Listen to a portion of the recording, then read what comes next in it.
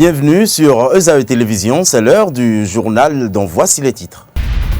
Orden Aladatin, député à l'Assemblée nationale au chevet des musulmans, est une victime du déguerpissement de la 16e circonscription. Modeste Toboula inaugure la nouvelle destination des émigrés des marchés d'Antopa et Missebo. Enfin, 128e numéro de Café Média Plus, Franck Kenevo et Thilo Gretz ont été les invités des débats de ce jour.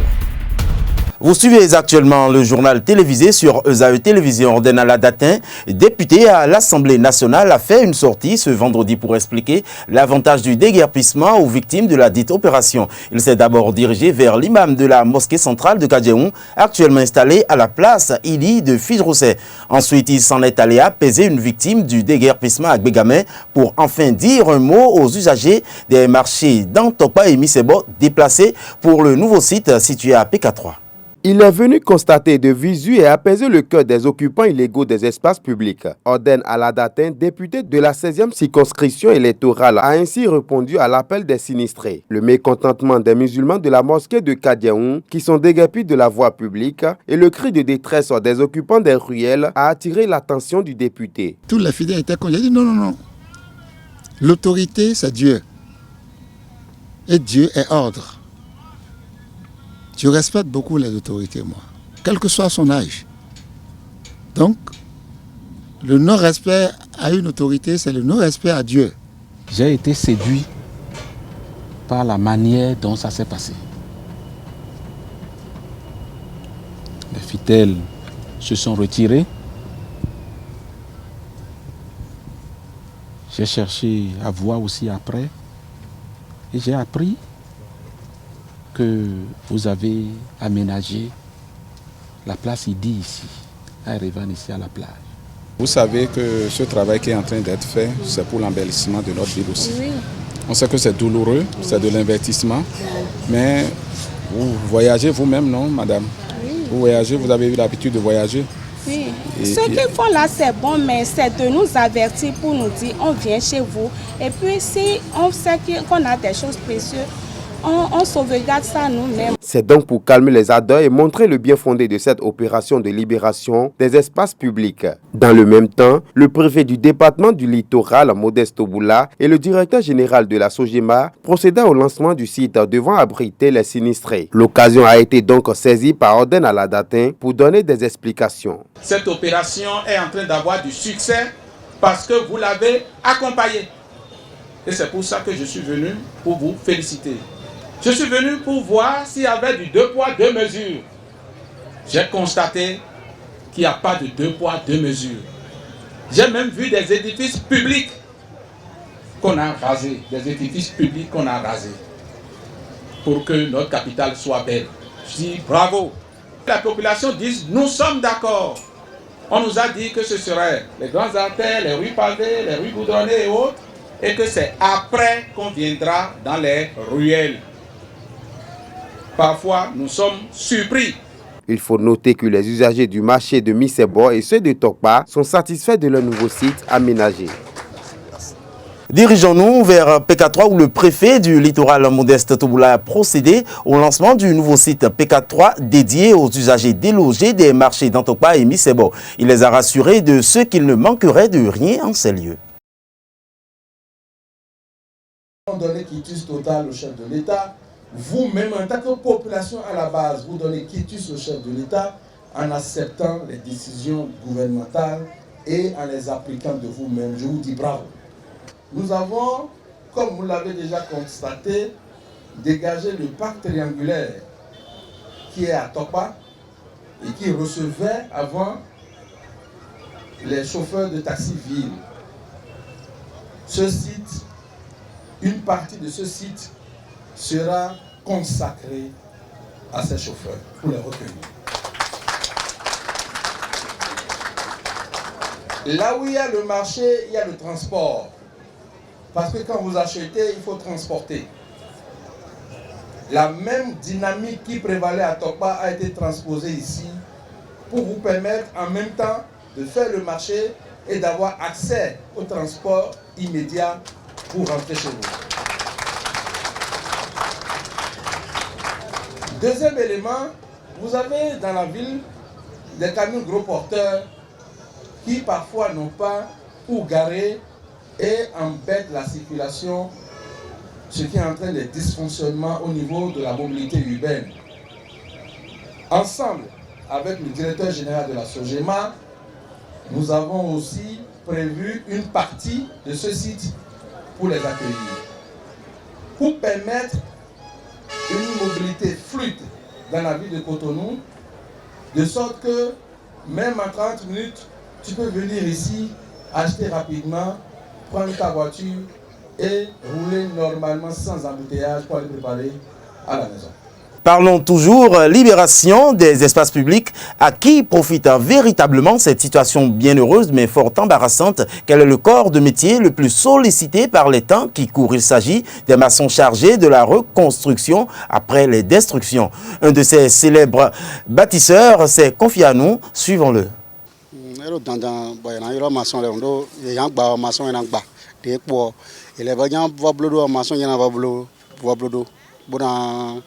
Buena jacho we ka de me gamba yam tuno ele re nyon non pas jouer yin ba nyon kuma kwa sadi e yan so gegere aba gbeto na mlo ha me pon to gan gbeto ni jen we gbebro alisado no e mo de ko nyon wa to me on no e mo po yin je me gegere ngo e village c'est tout me gegere ngo e village me kwa e kun gbando azorade azoside wa no e azoside o yin me gegere mo kwa e kun gbando kalabi ko do me alo Keva, fidèle boy, non j'ai ni quoi, boy si don, boy ça quoi le topa, mais les ça quoi le filia hosu, si oiseau doit, bon non j'ai bon, c'est domaine public, boy tu finis beaucoup ben, quoi il yalo beaucoup ben, qui m'a étonné j'ai m'a babo jamais, gagne voilà mais disons si deux gros bon, si deux quoi il en babo na yéme, bon mais gosin village bon massi, voilà et bien bien, voir étonné blodo, quand il venait en maçon dans le job ton parler pour moi, ça c'est pour ça. Le 128e numéro de Café Média Plus a eu lieu ce vendredi 27 janvier à la maison des médias Thomas Meillansan. Deux thèmes ont été retenus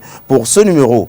Au menu des causeries du jour, conflit entre préfet Toboula et le maire de Cotonou, ainsi que sur les défis actuels du journalisme à l'ère de l'Internet et des réseaux sociaux. L'opération de libération des espaces publics au cœur des discussions du rendez-vous hebdomadaire Café Média Plus. À sa 128e rencontre, Franck Kenevo, expert en décentralisation, a été choisi pour mettre à la lumière les rôles et prérogatives d'un maire de commune à l'opposé de celui d'un préfet d'une région. Le maire gère tout. Vous prenez les lois, il y a près de 60 compétences que la loi donne aux communes, sinon plus, dans la gestion du domaine public, la gestion du territoire. Et la loi va jusqu'à dire que le gouvernement ne peut pas implanter quelque chose sur le territoire d'une commune sans que le conseil communal n'ait délibéré, n'ait participé à ça. Nous sommes loin de l'application stricto sensu de nos lois sur la décentralisation. Nous sommes très loin. Et le cas de Cotonou se complique parce que le préfet et le maire partagent le même territoire. Imaginez si dans le département il y avait 3 villes où il faut faire les déguerpissements. Comment le préfet peut être dans ces 3 villes-là au même moment? Il ne peut pas. Problème d'éducation, j'ai dit tantôt que dans la forme, vraiment le préfet, il est passé à côté. C'est-à-dire, il s'est attiré des foudres inutiles et il a donné l'avantage au maire. Intervenu plus tôt, Thilo Grace, journaliste allemand, a animé le premier panel axé sur le thème Internet et réseaux sociaux, défis actuels pour le journalisme et la recherche. Le professionnel des médias a argumenté la différence entre les presses germaniques et béninoises. D'abord, l'histoire des médias est très différente. Comme ici au Bénin, les médias de l'État étaient très dominants jusqu'à aujourd'hui. Chez nous, les médias, on les appelle publics, ne sont pas des émanements directs de l'État. Ils sont intermédiaires entre l'État et la société civile. Ce n'est pas ainsi facile, hein? Mais l'emprise de l'État n'est pas assez forte là. Tu peux même devenir célèbre si tu animes par exemple une émission qui est beaucoup suivie et qui vraiment c'est le même vaut pour le Bénin. Il y a aussi des gens qui sont devenus célèbres ici, hein, que j'ai évoqués. Donc les médias offrent aussi les possibilités de pistes d'épanouissement, de l'expression, aussi de développement de ta personnalité en tant que journaliste. Notons que le rendez-vous Café Média Plus s'ancre davantage dans les questions pertinentes de l'actualité. 6 femmes se sont réunies pour dire non à la violence faite aux femmes, et ceci à travers un livre intitulé « Le Temple de la nuit profanée », à en croire Adélaïde Fassinou, présidente de l'association des femmes Plumes Amazon. La sensibilisation est nécessaire avant de combattre ce phénomène qu'est la violence faite aux femmes. Le Temple de la nuit profanée porte sur les violences faites aux femmes. Un combat de longue haleine qui ne se fera pas sans les hommes. C'est dire que cet ouvrage n'est pas dirigé contre les hommes et que ce jour, ce ne sera pas celui-là où nous allons les porter devant les tribunaux, mais plutôt, l'ouvrage a pour objectif principal de continuer la sensibilisation du genre humain, hommes et femmes bien sûr, afin d'entraîner des changements de comportement. Une femme battue, violée, excisée est un agent de développement que l'on retire du capital humain de notre pays. Pensons-y et cessons de martyriser les femmes. Il faut reconnaître en toute humilité que certaines de nos sœurs, par leur comportement, entraînent leurs conjoints à les corriger, entre guillemets, comme ils aiment le dire si bien. C'est une attitude à réprouver car l'égalité doit exister dans un couple et celui qui corrige l'autre se veut supérieur à lui.